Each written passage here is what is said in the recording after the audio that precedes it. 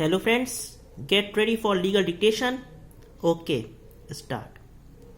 Shri W.H. Khan, learned senior advocate, appearing for the appellant in Special Appeal number 449 of 2011, contended that the order of District Inspector of Schools was liable to be set aside.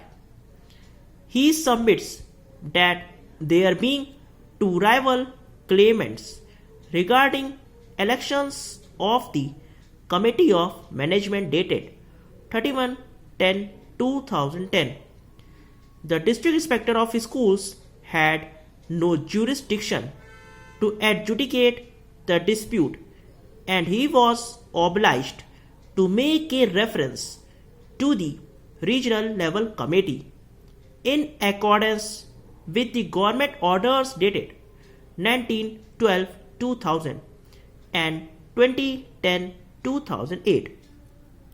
He further submits that the order of Honorable Single Judge dated 1-12-2010, by which this court directed the District Inspector of Schools to re-examine the matter, cannot confer jurisdiction on the District Inspector of Schools, which was not otherwise available to him, and the District Inspector of Schools ought to have considered the question as to whether he was competent to decide the dispute or reference to regional level committee was necessary.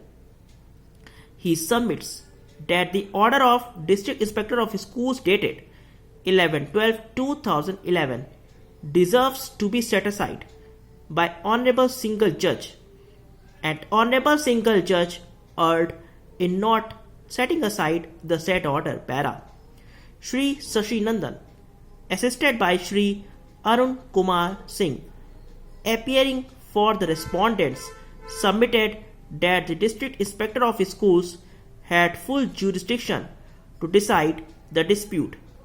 He submits that according to the government order dated 2010-2008, the District Inspector of Schools has been conferred with the jurisdiction to determine the claim of elections of Committee of Management, and the order dated 11-2011 was well within his jurisdiction. He further submits that the writ petitioner did not raise any objection to the jurisdiction of the District Inspector of Schools when the matter was being heard. He further submits that in writ petition filed by the writ petitioner challenging the order of District Inspector of Schools dated 3-11-2010, no ground was taken that District Inspector of Schools had no jurisdiction to determine the dispute. He submits that in view of the directions of this court dated 1-12-2010, the District Inspector of Schools had to determine the dispute, and writ petitioner is not stopped from challenging the jurisdiction of District Inspector of Schools. Para. The submissions of learned counsel for the parties center around to the issue as to whether, in the facts of the present case, the dispute of rival claims of management could have been decided by the District Inspector of Schools, or it was necessary for the District Inspector of Schools to refer the dispute before the regional level committee. Before we proceed to examine the above issue, it is relevant to note the relevant provisions of the UP Intermediate Education Act 1921 as amended from time to time, as well as the government orders issued by the state government.